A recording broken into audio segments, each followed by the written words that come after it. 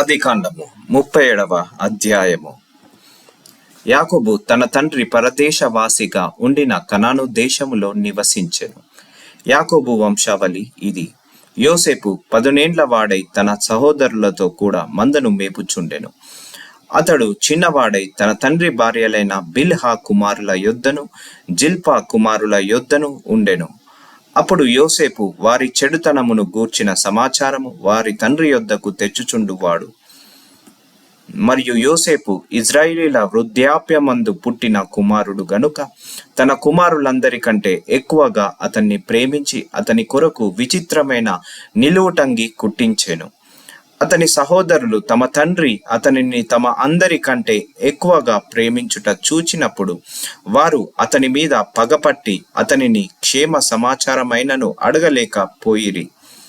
యోసేపు ఒక కల కని తన సహోదరులతో అది తెలియజెప్పగా వారు అతని మీద మరి పగబట్టిరి. అతడు వారిని చూచి, నేను కనిన ఈ కలను మీరు దయచేసి వినుడి. అదేమనగా, మనము చేనిలో పనలు కట్టుచుంటిమి. నా పన లేచి నిలుచుండగా మీ పనలు నా పనను చుట్టుకొని నా పనకు సాష్టాంగపడెనని చెప్పెను. అందుకతని సహోదరులు, నీవు నిశ్చయముగా మమ్మను నేలేదవా, మా మీద నీవు అధికారి వగుదువా అని అతనితో చెప్పి అతని కలలను బట్టియు అతని మాటలను బట్టియు అతని మీద మరింత పగబట్టిరి.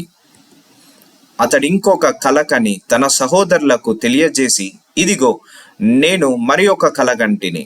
అందులో సూర్యచంద్రులను 11 నక్షత్రములను నాకు సాష్టాంగపడనని చెప్పెను. అతడు తన తండ్రితోనూ తన సహోదరులతోనూ అది తెలియచెప్పినప్పుడు అతని తండ్రి అతనితో, నీవు కనిన ఈ కల ఏమిటి? నేను నీ తల్లియు నీ సహోదరులను నిశ్చయముగా వచ్చి నీకు సాష్టాంగ పడుదుమా అని అతనిని గద్దించెను. అతని సహోదరులు అతని యందు అసూయ పడిరి. అయితే అతని తండ్రి ఆ మాట జ్ఞాపకముంచుకొనెను. అతని సహోదరులు షెకోములో తమ తండ్రి మందను మేపుటకు వెళ్ళిరి. అప్పుడు ఇజ్రాయేలు యోసేపును చూచి, నీ సహోదరులు షెకేములో మంద మేపుచున్నారు, నిన్ను వారి యొద్దకు పంపెదను రమ్మన్నప్పుడు అతడు మంచిదని అతనితో చెప్పెను. అప్పుడు అతడు, నీవు వెళ్ళి నీ సహోదరుల క్షేమమును మంద క్షేమమును తెలుసుకొని నాకు వర్తమానము తెమ్మని అతనితో చెప్పి హెబ్రోను లోయలో నుండి అతన్ని పంపెను. అతడు షెకేమునకు వచ్చెను. అతడు పొలములో ఇటు అటు తిరుగుచుండగా ఒక మనుష్యుడు అతనిని చూచి, నీవేమి వెతుకుచున్నావని అతనిని అడిగెను. అందుకు అతడు, నేను నా సహోదరులను వెతుకుచున్నాను. వారు ఎక్కడ మందను మేపుచున్నారో అది దయచేసి నాకు తెలుపుమని అడిగెను. అందుకు ఆ మనుష్యుడు, ఇక్కడ నుండి వారు సాగి వెళ్ళిరి. వారు దోతానునకు వెళ్ళుదుము రండని చెప్పుకొనుట వింటినని చెప్పెను.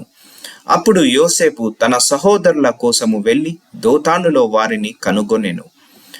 అతడు దగ్గరకు రాకమునుపు వారు దూరము నుండి అతన్ని చూచి అతని చంపుటకు దురాలోచన చేసిరి.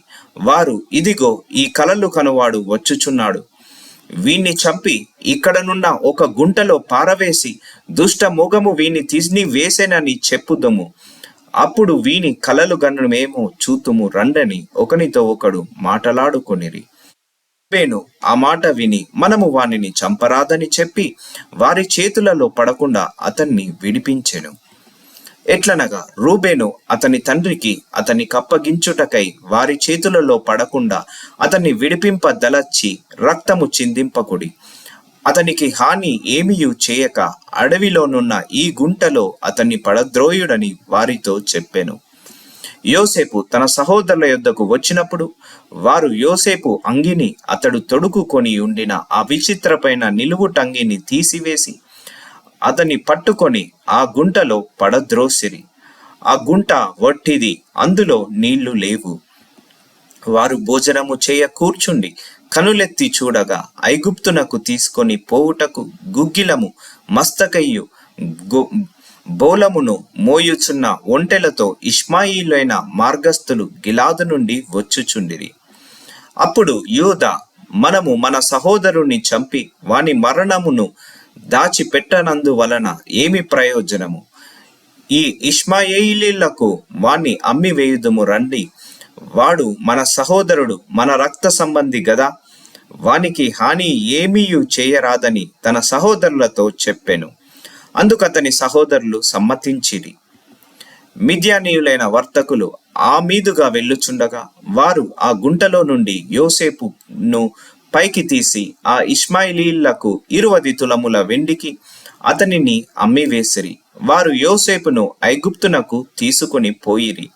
రూబేను ఆ గుంటకు తిరిగి వచ్చినప్పుడు యోసేపు గుంటలో లేకపోగా అతడు తన బట్టలు చింపుకొని తన సహోదరుల యొద్దకు తిరిగి వెళ్ళి, చిన్నవాడు లేడే, అయ్యో నేనెక్కడికి పోదుననగా వారు యోసేపు అంగిని తీసుకొని ఒక మేక పిల్లను చంపి దాని రక్తములో ఆ అంగి ముంచి ఆ విచిత్రమైన నిలువుటంగిని పంపగా వారు తండ్రి యొద్దకు దానిని తెచ్చి, ఇది మాకు దొరికెను, ఇది నీ కుమారుని అంగి అవునో కాదో గుర్తుపట్టుమని చెప్పిరి.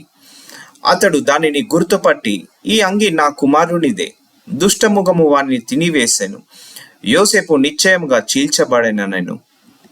యాకోబు తన బట్టలు చింపుకొని తన నడుమున గోనె పట్టు కట్టుకొని అనేక దినములు తన కుమారుని నిమిత్తము అంగలార్చుచుండగా అతని కుమారులందరూ అతని కుమార్తెలందరూ అతనిని ఓదార్చుటకు యత్నము చేసిరి. అయితే అతడు ఓదార్పు పొందనొల్లకనే అంగలార్చుచు మృతుల లోకమునకు నా కుమారుని యొద్దకు వెళ్ళెదనని చెప్పి అతని తండ్రి అతని కోసము ఏడ్చెను. మిద్యానీయులు ఐగుప్తునకు అతని తీసుకొని పోయి ఫరో యొక్క ఉద్యోగస్తుడను రాజ సంరక్షక సేనాధిపతియునైన పోతిఫరోనకు అతనిని అమ్మివేసిరి.